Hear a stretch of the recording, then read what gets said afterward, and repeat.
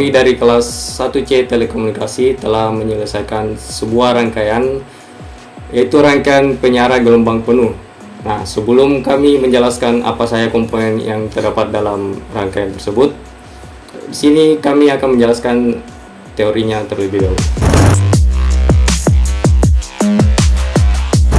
Nah, sebelum kita masuk ke dalam teori penyiaran gelombang penuh, apa sih itu penyiaran gelombang penuh? Penyiaran gelombang penuh atau sering juga disebut sebagai full wave rectifier. Perangkat ini adalah alat yang digunakan untuk menyiarahkan gelombang dari yang semulanya gelombang arus bolak-balik atau AC menjadi gelombang arus searah atau DC. Nah, secara umum full wave rectifier berfungsi untuk menyelaraskan semua siklus gelombang, entah yang merupakan gelombang jenis positif maupun jenis negatif. Dalam pembuatannya, full wave rectifier biasanya menggunakan 2 hingga 4 buah dioda. Nah, pada gambar di sini dia menggunakan 4 dioda atau biasa juga disebut dioda bridge atau dioda jembatan.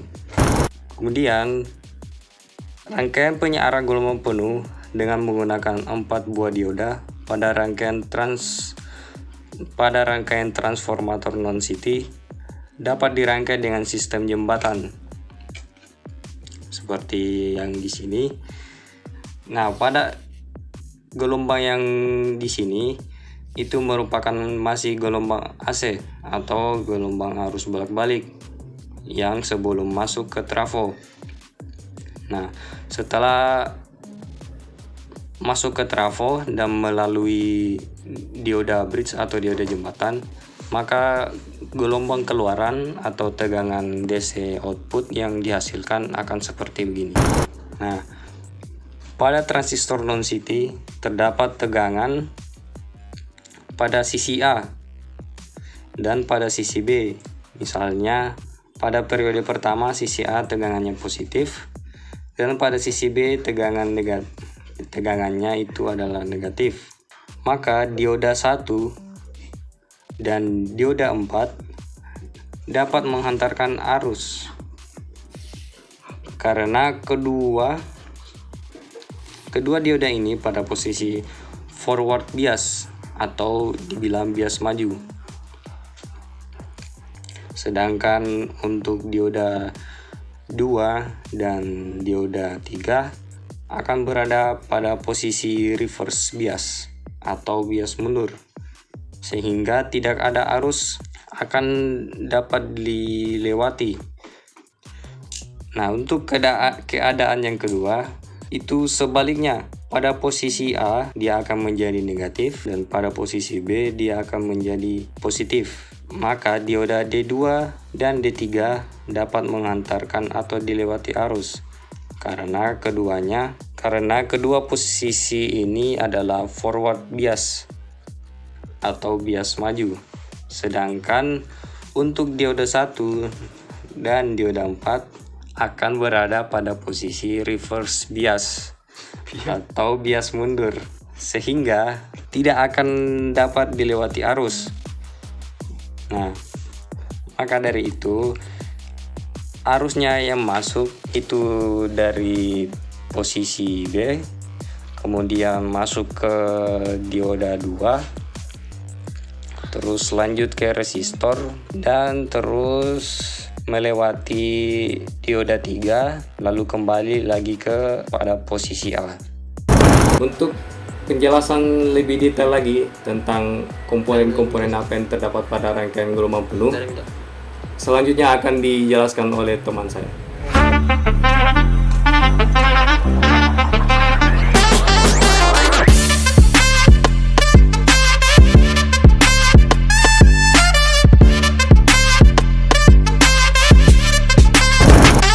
Tang pemotong dan tang penjepit.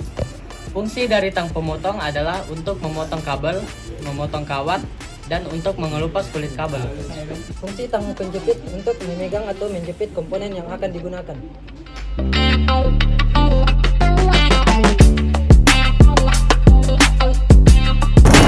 Ini merupakan kabel penghubung yang berfungsi sebagai pengantar atau penghubung arus listrik.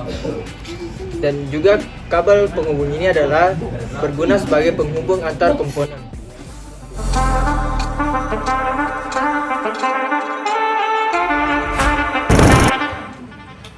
Apa yang dimaksud dengan kabel power? Kabel power ini biasa digunakan untuk mengalirkan arus listrik PLN atau stop kontak rumah ke dalam rangkaian. Tanpa kabel power ini rangkaian tidak dapat menyala. Dan kabel power berfungsi sebagai penyuplai tegangan dalam suatu rangkaian listrik.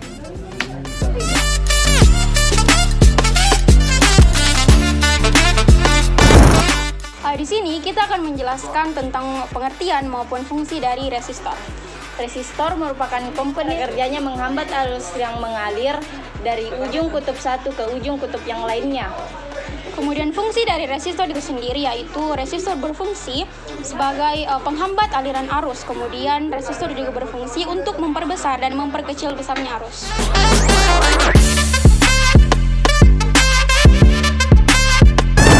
Solder dan timah. Solder berfungsi untuk melelehkan timah, sedangkan timah berfungsi sebagai melapisi baja dan merekatkan komponen.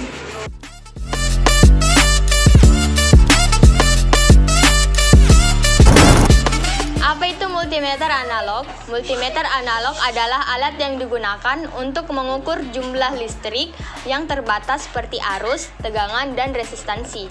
Jadi, fungsi multimeter analog adalah untuk mengukur tegangan listrik, arus listrik, dan tekanan atau resistansi. Jadi, multimeter analog itu mempunyai dua kutub, yaitu positif dan negatif. Positif itu yang warna merah, dan negatif itu yang warna hitam.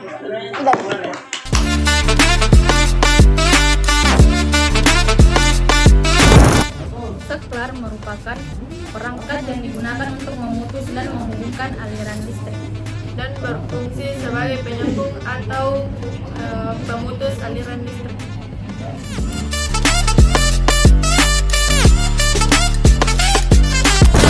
Trafo adalah perangkat listrik yang berguna untuk mengubah energi listrik menjadi bentuk energi listrik lainnya. Trafo berfungsi sebagai untuk menekan atau menurunkan tegangan listrik atau biasa disebut stabilizer. Trafo yang digunakan adalah trafo dengan besaran 1 ampere, dapat ditemukan di mana saja.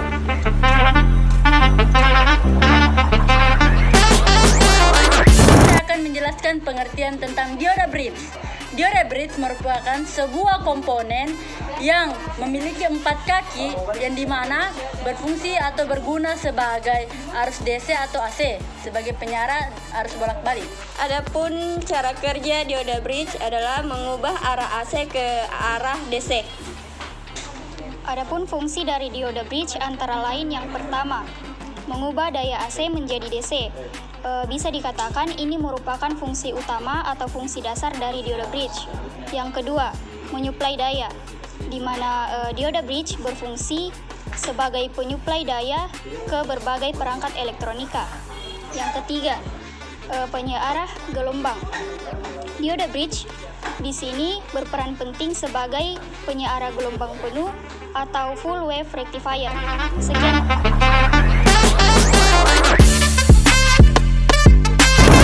Baik, selanjutnya kami akan menjelaskan apa itu PCB dan apa fungsi-fungsi dari PCB itu sendiri. PCB merupakan singkatan dari Printed Circuit Board yang sering diterjemahkan dalam bahasa Indonesia sebagai papan rangkaian cetak atau papan sirkuit cetak. Mengapa disebut dengan papan sirkuit? Disebut papan sirkuit karena produksinya yang secara massal dengan cara mencetak. PCB atau Printed Circuit Board adalah papan komponen-komponen elektronika yang tersusun membentuk rangkaian elektronik atau tempat rangkaian yang menghubungkan komponen elektronika yang satu dengan yang lain tanpa menggunakan kabel. Pada rangkaian kali ini kita menggunakan PCB matrix. Selanjutnya akan dijelaskan apa fungsi-fungsi dari PCB itu sendiri. Baik, fungsi dari PCB salah satunya merupakan sebagai tempat untuk penyusun perangkat komponen elektronik dari perangkat elektronik. PCB berfungsi sebagai penghubung komponen elektronik, baik itu sejenis, berbeda jenis, aktif maupun pasif. PCB berfungsi sebagai alat pengganti kabel dalam sebuah rangkaian, sehingga PCB ini memberikan efisiensi dalam rangkaian.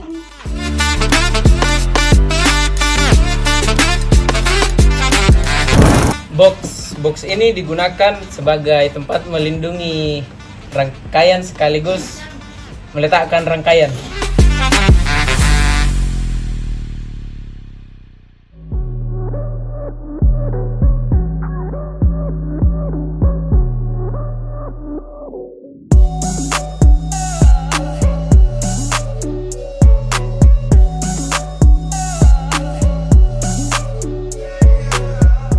Baik, jadi kali ini saya akan menjelaskan bagaimana bentuk bentuk rangkaiannya itu, kenapa bisa, dari mana, bagaimana, ya begitulah.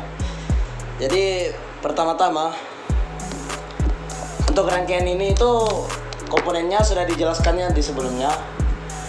Seperti terdapat ada PCB yang dijadikan sebagai landasan untuk komponen-komponen seperti dioda, resistor, dan kabel-kabel. Ada pula box yang digunakan untuk tempat komponennya. Jadi gimana sih cara kerjanya ini rangkaian? Pertama-tama dari kabel power, ini namanya kabel power, itu akan dicolok ke apa namanya? Saklar, apa istilahnya ya? Stop kontak ya. Di stop kontak. Masuk ke di dalam sini, mungkin bisa dilihat ya. Kelihatan tidak? Ini namanya saklar indikator. Kelihatan? Tidak? Nih, masuk di dalam sini. Jadi dari kabel power masuk ke saklar indikator. Ini saklar gunanya hanya untuk menutup dan membuka aliran arus. Kemudian dari saklar indikator masuk ke bagian input trafo. Ini namanya trafo, masuk ke input trafo.